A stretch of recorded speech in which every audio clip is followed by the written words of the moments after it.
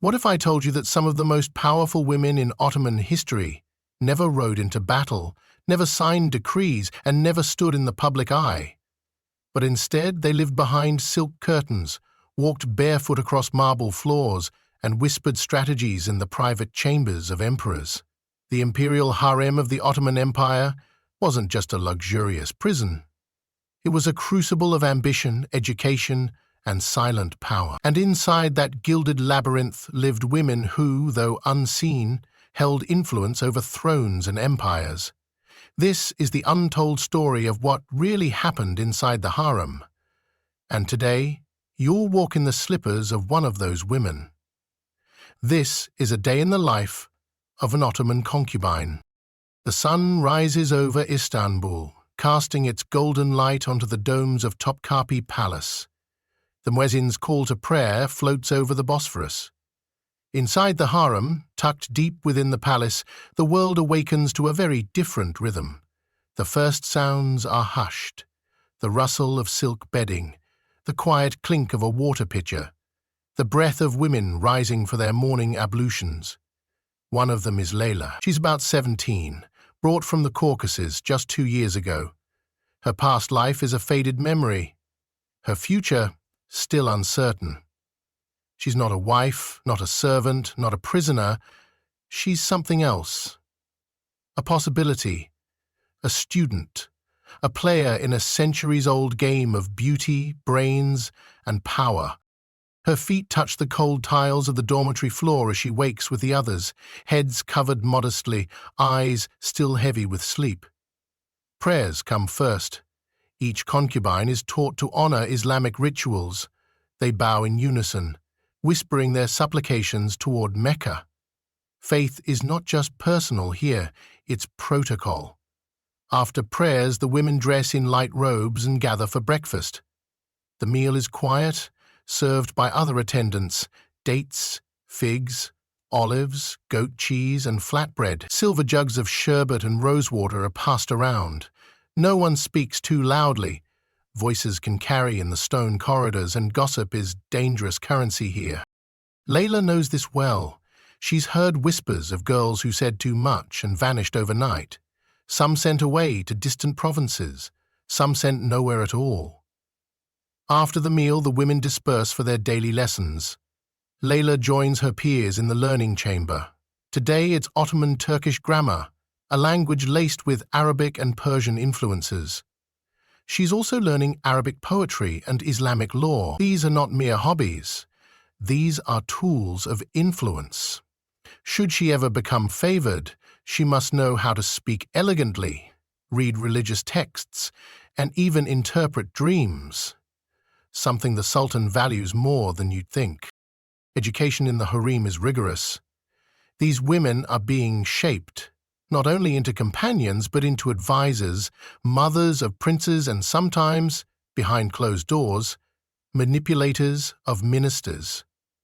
There are over 300 women in this part of the palace, but only a handful will ever meet the Sultan. Even fewer will bear his children, and only one might become the Haseki Sultan, his chief consort. The rest, they serve, compete, or fade into the embroidered wallpaper. After her language class, Layla moves on to music. She plays the kanun, a delicate stringed instrument that requires elegance and precision. Every note must carry feeling. Her tutor, a former concubine herself, reminds her, "You are not just playing, you are speaking without words." Music in the harem is a language of emotion, of longing, of coded intention. Songs are passed down from woman to woman, often written by those who once held power and are now long forgotten. Next is dance. The concubines practice graceful routines, perfected over generations. The movements are precise, elegant, yet restrained. Seduction here is an art, not an invitation. It is through these performances that some concubines are noticed by senior attendants or even the Valid Sultan herself, the most powerful woman in the harem. She controls every decision: who gets promoted, who gets punished, who is presented to the Sultan, and who is erased. Layla hasn't caught her attention yet, but she's watching. Everyone is always watching. Allies are rare. Friendships, if they exist, are fragile. Rivalries are quiet, hidden behind compliments and shared perfume. There's a saying among the women, never turn your back on a smile, because in this world the sweetest smile might precede the deepest betrayal. As the day continues, Layla is summoned to the embroidery chamber. Here concubines create gifts, robes, scarves and handkerchiefs, often intended for court officials, visiting diplomats, or the Sultan himself. Every stitch is monitored, mistakes are punished, excellence is noted. These small tasks may seem trivial, but they serve a deeper purpose. In the harem, nothing is ever just about what it appears to be. A well-embroidered robe could end up in the hands of a pasha. A beautifully written poem could reach the ears of the Sultan. Every gesture is an audition for survival. Comes the most anxious hour of the day, the scroll. In the early afternoon, the chief black eunuch arrives with a golden scroll containing the names of women selected to serve in the Sultan's private chamber that evening. This is not always about intimacy.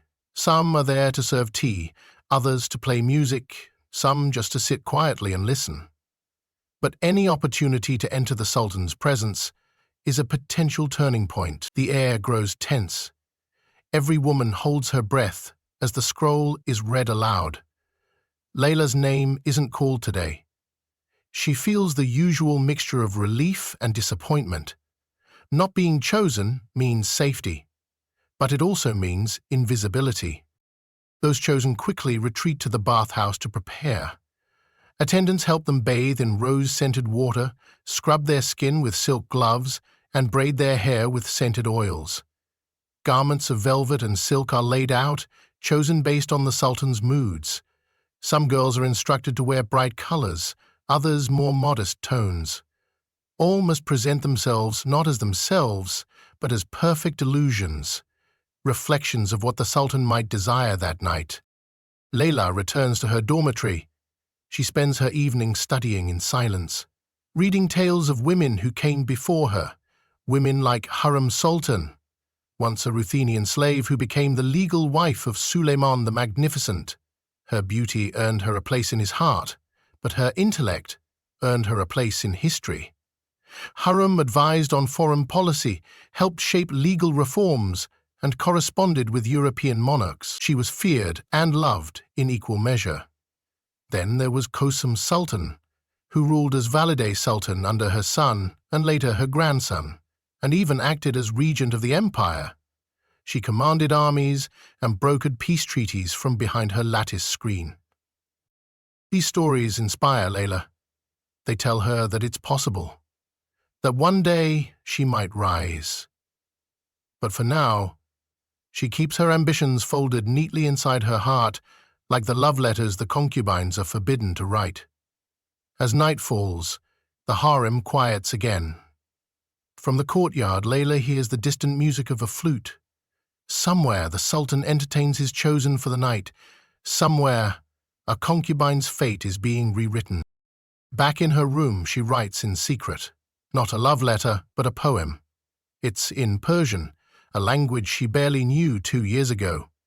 It reads, "I was not born to be owned. I was born to be remembered." She hides it inside the lining of her robe. No one must see it. But she needs to keep a piece of herself alive, because even in the harem, where identity is reshaped, erased, and rewritten, a spark of self can be the one thing that keeps you sane. As midnight draws near, Layla lies in bed, her eyes tracing the patterns on the ceiling.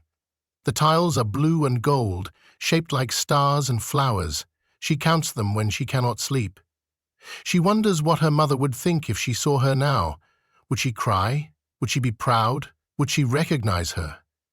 Layla isn't sure. She's not the girl who arrived 2 years ago. That girl is gone. In her place is a woman waiting, learning, surviving. The imperial harem is often misunderstood. It is not just a place of desire. It is a theater of ambition.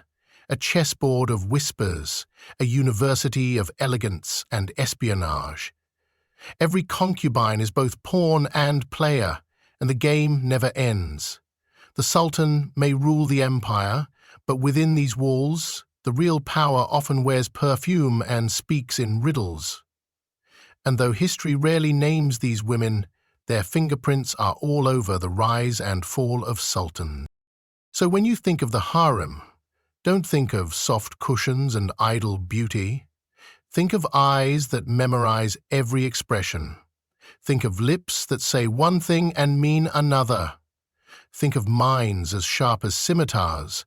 This is a world where silence is strategy and femininity is a weapon. Layla doesn't know where her journey will end. Perhaps she'll be summoned one day and history will remember her. Perhaps she'll spend her days here living in footnotes. But tonight she dreams. Not of love, but of influence. Not of freedom, but of legacy. And in her dream, she walks through the palace, not as a concubine, but as something more. If this glimpse into the hidden world of the Ottoman harem opened your eyes to a side of history rarely told, then don't forget to like this video and subscribe. There are many more stories buried behind the palace walls. Tales of spies, assassins, secret lovers, and political masterstrokes. Let us know in the comments whose story you want to hear next, because the more we look beyond the curtain, the more we realize history was never just about kings and wars. It was also shaped in silk, in silence, and in secret.